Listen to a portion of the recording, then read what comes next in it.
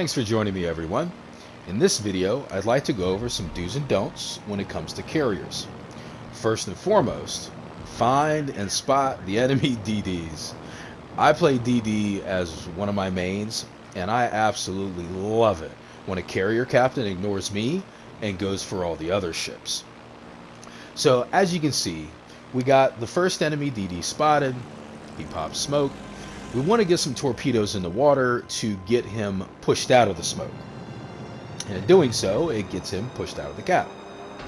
So aiming, you really are just going to guess and try to do the best you can when it comes to, basically shooting in smoke. And as you can see, that one just skimmed him.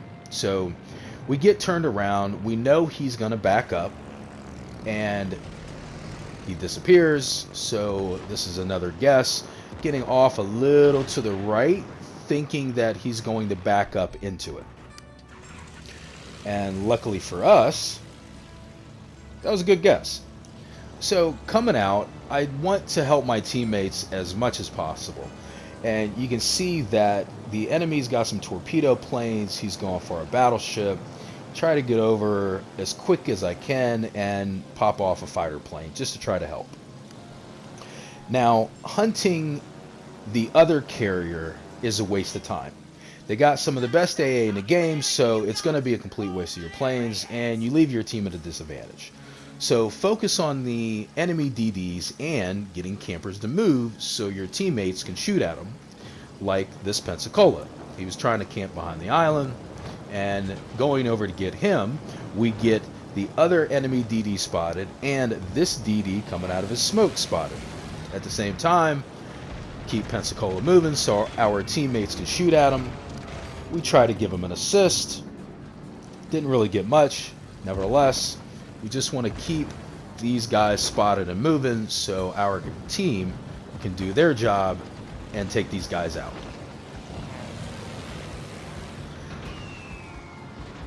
Now, I can tell you that I try to use torpedo planes more so to go for the DDs because it just seems to be a little bit easier to hit them with, more so than using bombs. Bombs, you're trying to hit a lot smaller of a target that they turn just a slight bit. It's easy for them to kite it. So that's why I really focus on DDs with torpedo planes. And that DD's coming out, trying to take out our allied battleship. So we want to get some torpedoes in the water after him, and going after him, spotted his torpedoes coming in. And again, trying to guesstimate to where he's going to want to turn in, and hopefully, bam, like that, we got him clipped. So he's leaking. Our teammates shooting at him. He's definitely going to be a goner.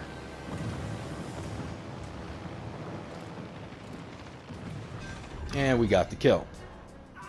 And we went ahead and dumped off another fighter plane, trying to take out his torpedo planes. Now, we know that the enemy DD is back over here, so we're going to get back over to the cap, trying to get him spotted. Bam, and that's going to get him moving. So I'm trying to stay in front of him to see which way he's going to want to go. I'm thinking he might try to cut in and hug the island. So I see it doesn't look like he's really slowing down. So I'm going to try to catch him coming out. But again, the main thing is just trying to keep him spotted so our team can get him shot. So he's coming out. I know he's going to turn right.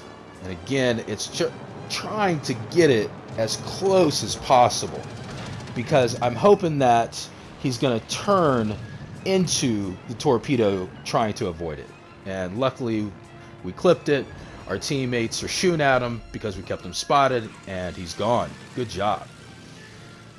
So both enemy DDs and both cruisers that push the cap are completely gone. So by taking out these key ships first, leaves the enemy battleships that are sitting in the back at a huge disadvantage. Now, knowing your battleships is going to be key. And as you can see, California, he's coming in. He has got crazy AA. Cueing the team to try to focus on him, but you're really going to waste planes going over him. Now we have 2 battleships in the back. Again, I want to get those campers moving. Now, New York, I know he does not have that good of AA. So we're going to go ahead and focus on him.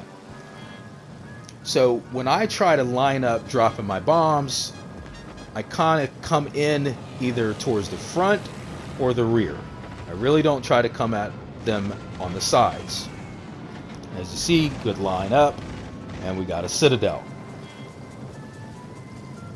Now, if this was California, those 3 planes would definitely be dead.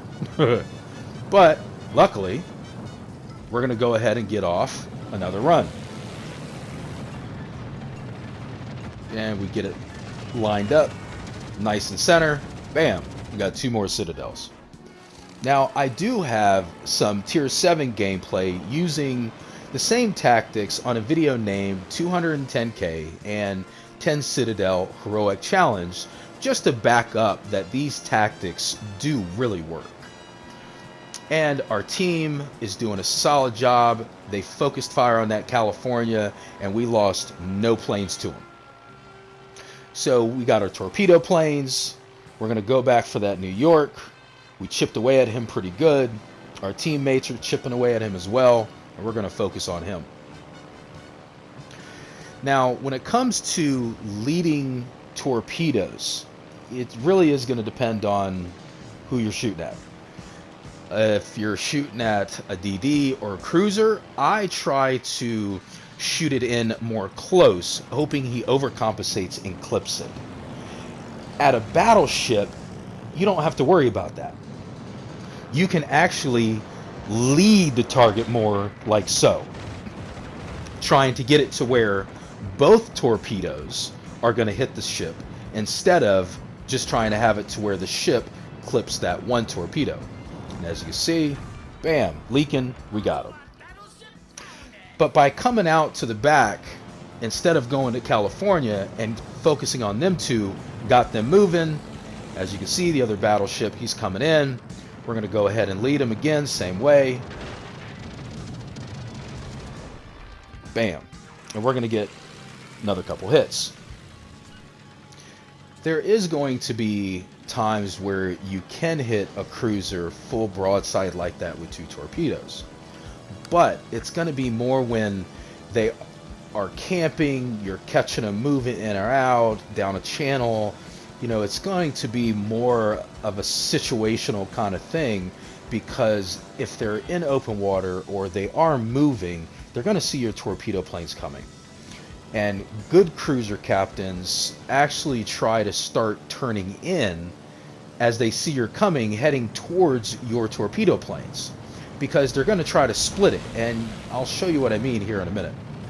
But luckily for us, we get 2 more citadels. We got them dead on, and our teammates finish them off.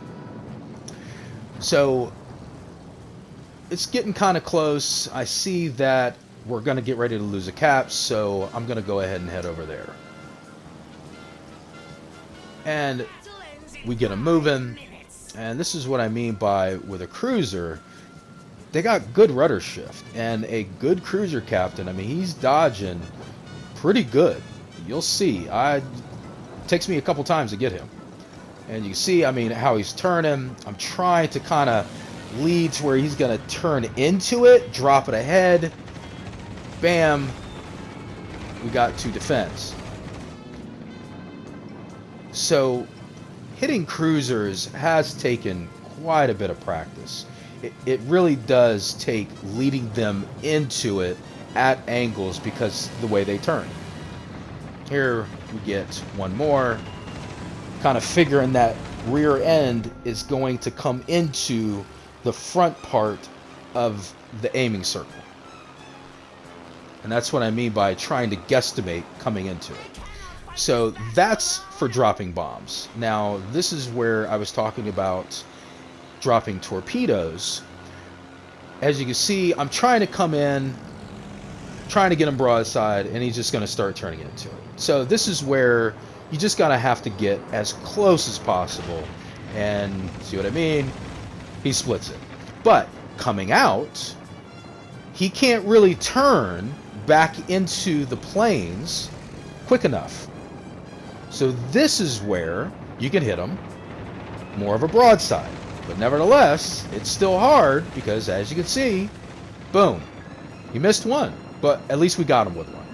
So trying to come back around, hopefully, I wanted him to turn left, and that's where it looks like he's turning. So unfortunately, I didn't get it to where the aiming line was able to come completely in and be even on both sides. So that is something else. Your aiming line, as this is coming in, brings your torpedoes in closer. So here we're going to get nice close torpedoes. He's turning in towards the island, and we're going to get him with one. Now this is where he's stuck. He can't turn, nothing he can do, and we're going to go ahead and finish him off. Now, I'm not sure if you noticed, but the enemy carrier did not come after me the entire game until I was the last one left. I would think that backs up what I said about not hunting the other carrier at the beginning and just focusing on the other enemy ships. This was actually a close and well-fought battle by both teams, and that's hard to say these days. I'm pretty sure everybody could agree with me on that. But this is the first carrier battle that I have played where both carriers are at the top of the leaderboard. That's awesome. Luckily, I had better teammates, but I have to give a shout out to Spartan 2004123 for a game well played. So I hope the information I provided helps you with your carrier gameplay. Please don't forget to subscribe, and until next time, stay frosty out there.